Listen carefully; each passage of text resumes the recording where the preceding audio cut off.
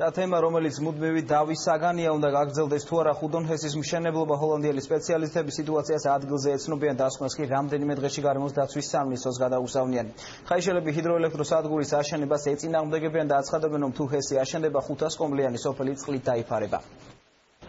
მოექცევა თუ არა 500 კომლიანი სოფელი წყლის ქვეშ ამ კითხვაზე პასუხის გაცემამდე მოსახლეობა ჰესის მშენებლობის საკითხზე მათი აზრის გათვალისწინებას ითხოვს. დღეს მათ საპროტესტო აქციაც გამართეს და გაჩერებული მშენებლობის შესაძლო განახლება გააპროტესტეს. სურამის ციხეში ზურაბირო ჩააყოლეს, აი ის მსგავსად ჩვენს ძევლად მოაგვიყვანენ 500 ოჯახი, 1000 ადამიანზეა ლაპარაკი. დალოცულებო, დაგვანებეთ თავი რა.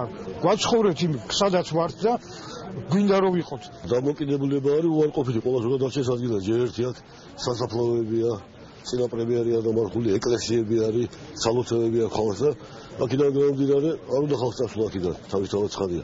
ნებას რო აძლევს, ყველაზე მეტი ისინი დაისჯებიან. არ დაატყდეთ ღვთის რისხვა იმ ადამიანებს, ვინც ამის თანახმას გახდებიან, რომ სოფელი ჩაძირონ და ტაძარი და სასაფლაოები მით უმეტეს და არავინ არ დაანებებს მით უმეტეს მთელი სვანეთი ფეხზე დადგება მაგის გამო და მერტი ჩვენსკენ იქნება მაგიც გვჯერად.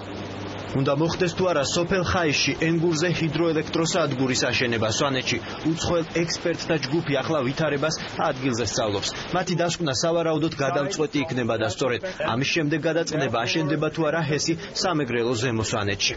ჩვენ სიტუაციის ადგილზე გაცნობა გადავწყვიტეთ. მინდა რეალურად გავიგოთ რა ხდება, მოვისმინოთ მოსახლეობის აზრი. დღეს 80-მდე ადამიანს შევხვდით. ყველა მათგანი ჰესის აშენების წინააღმდეგია. ეს კი სხვადასხვა ანგარიში მოყვანილი ინფორმაციისგან განსხვავდება. რამდენიმე დღეში ჩვენ სპეციალურ დოკუმენტს გამოვაქვეყნებთ, სადაც ჩვენი რეკომენდაციები ჩაიწერება.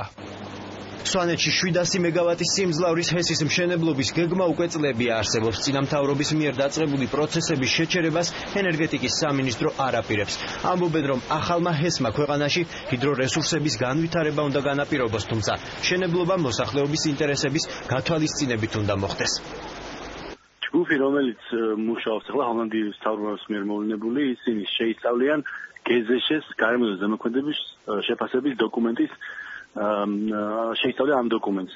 ანუ რამდენად გამართულია ეს დოკუმენტი, რამდენად შეესაბამება საერთაშორისო სტანდარტებს. ენერგეტიკის სამინისტროს პოზიცია არის, რომ საერთოდ უნდა განვითარდეს ჰიდრორესურსები საქართველოში და ხუდონ ჰესი თუ კი აშენდება, ეს რა თქმა უნდა ქვეყნისთვის ძალიან დიდი პლუსია, მაგრამ რა თქმა უნდა გათვალისწინებულიყოს ადგილობრივი მოსახლეობის ინტერესები. უცხოელი ექსპერტების რეკომენდაციებს ელოდება გარემოს დაცვის სამინისტრო. უწყებაში ამბობენ, რომ ჰოლანდიელი სპეციალისტების რჩევები განსაკუთრებით საყურადღებო იქნება.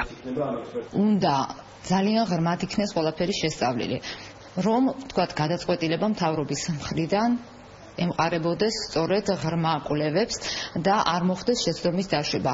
უნდა ზუსტად ვიცოდეთ, რას ვკარგავთ და რას ვიღებთ ამ პროექტის განხორციელებით. ექსპერტების ჩართვა სწორედ ამას ემსახურებოდა. გარდა გარემოს დაცვითი საკითხებისა, იქ არის სხვა საკითხები და ეს საკითხი ყველაფერი ძალიან კარგად უნდა იქნეს გაანალიზებული, სოციალური, კულტურული, თვითონ ადგილობრივი მოსახლეობის ინტერესები. აქედან გამომდინარე, ეს სცილდება მხოლოდ გარემოს დაცვის სამინისტროს კომპეტენციას. მდინარე ენგურზე კაშხლის მშენებლობა 1986 წელს დაიწყო, თუმცა მასშტაბური პროტესტისა და მოსალოდნელი ეკოლოგიური კატასტროფის თავიდან აცილების გამო ის მალევე შეჩერდა. აშენდება თუ არა ხუდონ ჰესი? კითხვაზე ჰოლანდიელი სპეციალისტები პასუხს თავიანთ რეკომენდაციაში გასცემენ. დოკუმენტის პრეზენტაცია 10 აპრილს გაიმართება.